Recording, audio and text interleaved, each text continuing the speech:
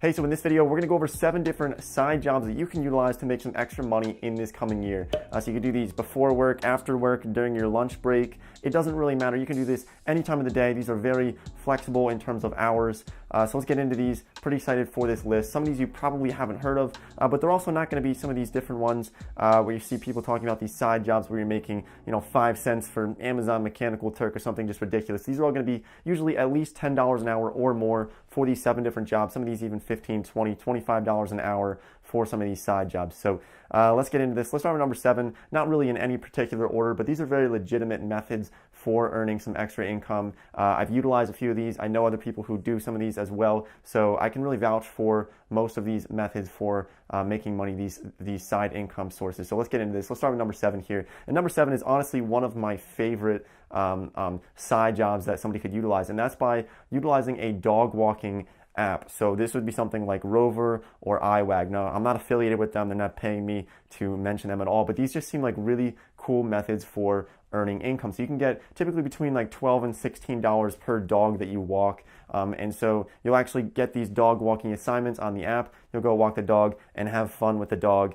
And so this is just really kind of a win-win situation. You get to hang out with the dog for 30 minutes to an hour, and you get paid around $12 or $16 for a 15 or 20-minute walk. And you can do this for long periods of time if you'd like, or you could just do it, during your lunch break. If you have an hour for lunch, or maybe you want to do this before work or after work, you can do this any time of the day. It's a pretty cool idea. Maybe I'll leave links to iWag or Rover in the description if I forget to put them there. Just find them on the App Store. But walking dogs is a really cool way to, hang out with dogs, have a good time, and also get paid for it and work on your own schedule. It's a pretty easy, laid-back process. Okay, let's get into number 6 here. Now, number 6 is by utilizing a website called Clarity. So it's clarity.fm. Now, I actually just got onto this site. And so what you can do with this is if you have any experience in entrepreneurship, or you've started a business in the past, or you have some type of marketing experience or SEO, there's a lot of different options behind this website, but you can essentially become an expert, and people can call you at a certain rate, and then you can give them advice, and you could, lay in bed and talk to somebody and get paid $60 an hour or $100 an hour to give them advice and be an expert in that particular field. Now, I actually just signed up for this, so I'll leave a link for that in the description as well, but it's something that you might want to look into. If you find yourself in one of those categories, then maybe that's something you would want to explore as an option, because it's obviously a very, very, very flexible option for most people, because you don't have to be anywhere. You can be in, Bali, or you can be in anywhere in the world and be able to get on the phone with somebody and give them advice for a fee. Number 5 here is going to be by utilizing a site called care.com. Now, when people think about care.com, they think, oh, that's for babysitting. I don't want to babysit people. But you can actually also do dog sitting and dog boarding as well. And there's all kinds of different housekeeping options on there. So I would just go on the site and check it out, because it's not just for babysitting. There's so many different options for care.com. My brother's girlfriend actually got a job through that, and it's pretty part-time. It's pretty flexible, and you can really find some cool opportunities and really get some good networking as well. So for example, if you have, say you have some extra room in your house and you don't mind boarding some dogs, you can get paid $200 to board a dog for a week through care.com. There's all kinds of different options behind that, but I think it's a cool website. You might want to just check it out and see what you can find on there.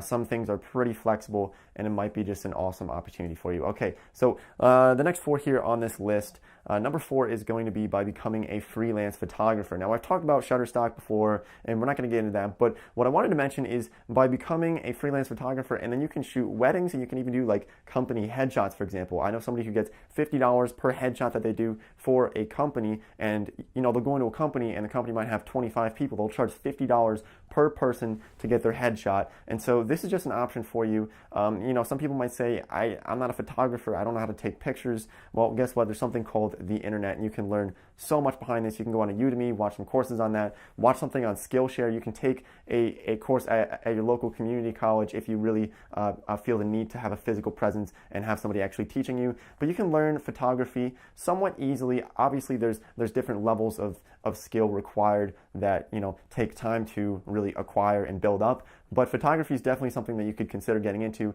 and be very flexible with your time. You can spend a weekend and shoot a wedding and make $1,500 in a single weekend by shooting a wedding whenever you really want to, kind of on your own time. That's what's really awesome about really being a freelance photographer. So there's 3 more on this list that we're going to get into.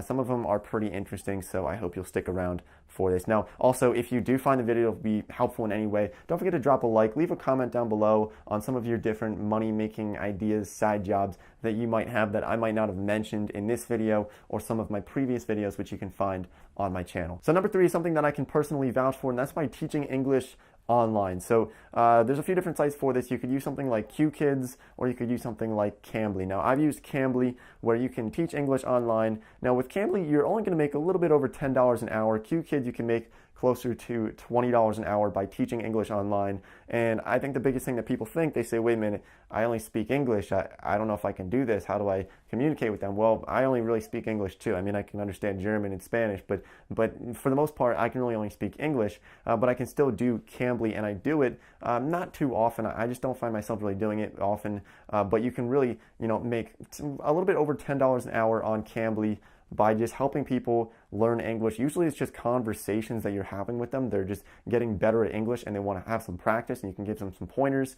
But it's pretty laid back. You can, sit in your bed and make money online by just video chatting with somebody who's probably on the other side of the world trying to learn your language. So Cambly and QKids, definitely check them out. I think with QKids you do need to have a college degree, but Cambly you don't. So look into them, and let's get into the next 2. So number 2 is by utilizing a service called Instacart. So this is sort of like Uber Eats or Grubhub, but what you're doing is you're actually delivering groceries. You're actually shopping in the store and then delivering groceries to somebody, and you'll get paid for it. So this is actually something that sometimes Uber drivers will do this and Lyft drivers will do this, but you can do this really almost a full-time gig by delivering groceries to people. But you can also do this very part-time. You get to choose your own hours. The pay is pretty decent from what I've heard. You can go on Glassdoor and just check out the salaries on there and whatnot, but it's very flexible with time, and it's just something that I thought would be really interesting to throw into this list, because it's definitely going to be something that's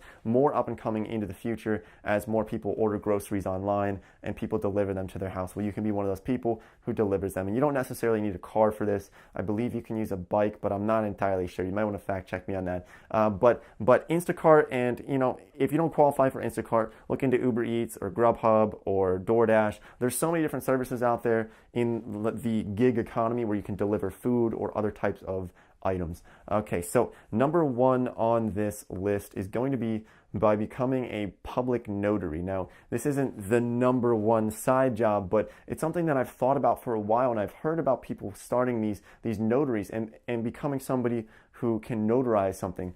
So when you have to transfer a vehicle, or when you have to get something very important signed, you typically need to go to a notary, somebody who has the ability to sort of say, okay, this is a legal transaction, I'm watching this happen, and I'm seeing these people sign off on this, and I'm signing off on this. And so you can look into becoming a notary. It depends what state you live in, but I know for Pennsylvania, it's not incredibly difficult to become a public notary, and you can even run this out of your house. Really just take a look at what other notaries do in your local area, and a lot of them are running out of their house or just a small office, and they're pretty laid back, kind of side jobs. You could make it into a side job. I would look into it for your state. It might not be worth it for you, but it's definitely something interesting that could pay pretty well, usually about $15, $20 an hour at least, for just being a public notary. Okay, so that kind of wraps up this video. Any questions or comments, as always, leave them down below. And don't forget to check out this video if you haven't already, about 7 different passive income sources that you could utilize in order to grow your wealth. Okay, so thanks for watching, and I'll see you next time.